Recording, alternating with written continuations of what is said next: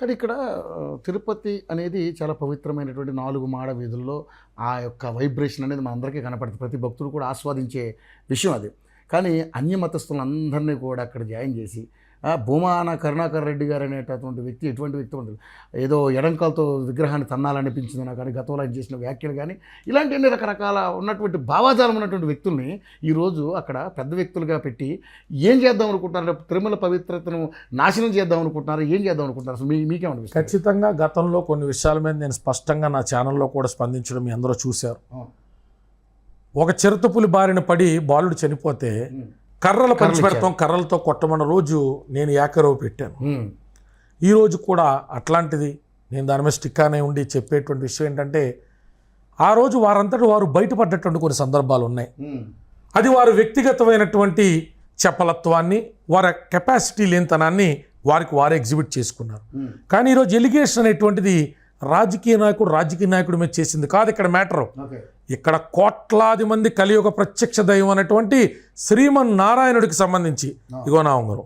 నేను శివుడు భక్తుడిని అయినప్పటికీ కూడా వెంకటేశ్వర విష్ణు సహస్రనామాన్ని ప్రతి శనివారం పట్టించుకుంటాం కాబట్టి ఆ స్వామివారి భక్తుడిగా నేను కోరుకుంటుందల్లా ఇవి అభియోగాల స్థాయిలో ఆగిపోకూడదు. ఖచ్చితంగా ముఖ్యమంత్రి స్థాయి వ్యక్తి చెప్పాడు అంటే ఎంతో కొంత శాంటిటీతో కూడినటువంటి ప్రూఫ్స్ ఉంటాయి. మొన్న ఎవరు మిత్రులు అడిగారు, అన్న క్యాఫ్ రిపోర్ట్ సరిపోదని. సరిపోదు.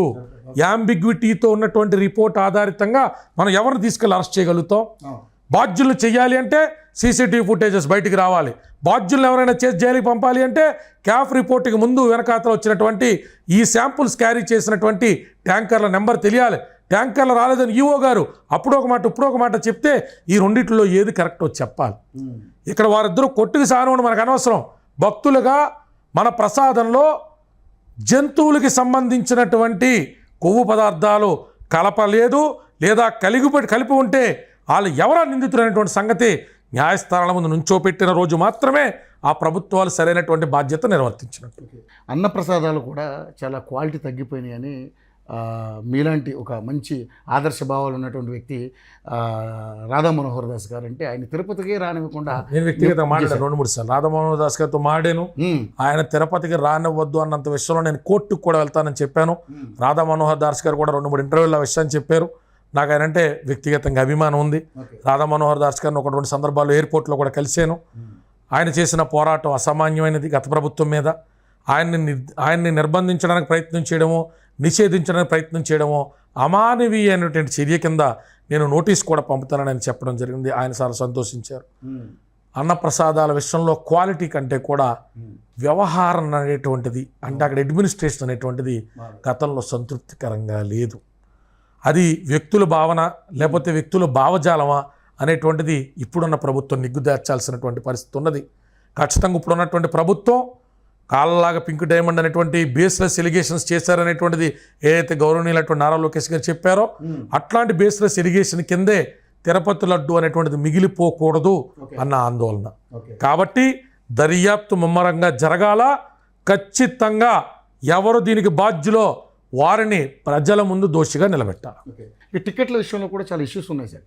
ఆ టికెట్లను కూడా అమ్ముకున్నారు దారుణంగా. దానికి ముఖ్యంగా రోజా గారు మెయిన్ కీలక పాత్ర పోషించారని చెప్పేసి మాట్లాడారు.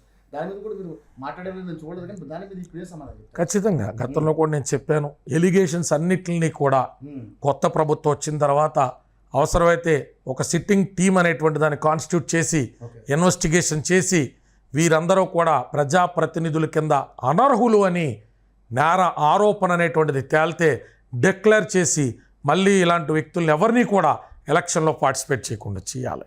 అయితే ఇక్కడ ఇన్వెస్టిగేషన్ అనేటువంటిది జరగకుండా, ఆధారభూతమైనటువంటి అభియోగాలు చేయకుండా, అర్ధరహితంగా అభియోగాలు మాత్రమే రాజకీయ కోణంలో చేసేవు అంటే మనం ఎంత ఏకరవ పెట్టినా ప్రజల నుంచి వారికి వచ్చే మద్దతును ఆపలేం.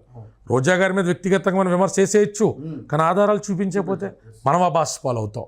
కాబట్టి రాజకీయపరమైన విమర్శ నిజంగానే ప్రజా ప్రాతినిధ్యాన్ని, గౌరవాన్ని వీరు తాకట్టు పెట్టారా అన్నది న్యాయస్థానాల్లో తేరాలా. అలాగే దర్యాప్తు సంస్థలు కూడా అలసత్వం చూపించకుండా ముమ్మరం చెయ్యాలా. ఎలిగేషన్స్ అన్ని మనం చూడగా ఎన్ని రాజకీయ విమర్శలు అనుకునే స్థాయి రాకూడదు. ఆల్రెడీ రాజకీయాలకు విలువ తగ్గిపోతుంది. ఎంక్వైరీ ఉండాలి. సో ఖచ్చితమైన ఎంక్వైరీ ఉండాలా. ఇది బేస్లెస్ ఎలిగేషన్ కాదు, ఇది బేస్ఫుల్గా ఉంది. కొరాబరేట్ ఎవిడెన్స్, డైరెక్ట్ ఎవిడెన్సెస్ దీంట్లో ఉన్నాయి, చూడండి కోర్టు సబ్మిట్ చేసామని ప్రజాక్షేత్రంలో వాళ్ళని దోషులుగా నుంచోబెట్టాలి. అది నా అభిప్రాయం సార్. రాజకీయ విమర్శలు అంటే పొద్దున్న లేస్తే మనం చూస్తూనే ఉంటాం, వాళ్ళు వీళ్ళు అంటారు, వీళ్ళు అంటారు. తద్వారా ప్రజలకు ఒరిగింది ఏంటి?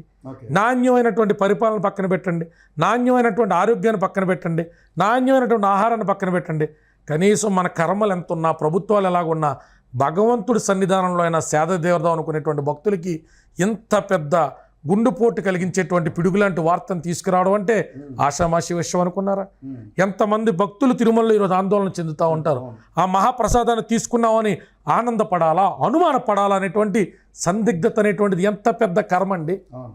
అలాంటి కర్మ నుంచి సత్వరం తప్పించాల్సిన బాధ్యత గౌరవ ముఖ్యమంత్రి వర్యులు నారా చంద్రబాబు నాయుడు గారి మీద, నారా లోకేష్ గారి మీద, కూటమి ప్రభుత్వం ఉన్నటువంటి పెద్దల మీద ఉంది. చేస్తారని నమ్ముతున్నాం. దోషుల్ని ప్రజల ముందు నిలబడతారని, మన పవిత్రతకు భంగం వాటిల్లకుండా శాశ్వతమైనటువంటి చర్యలు తీసుకుంటారని మనస్ఫూర్తిగా నమ్ముతున్నాను సార్.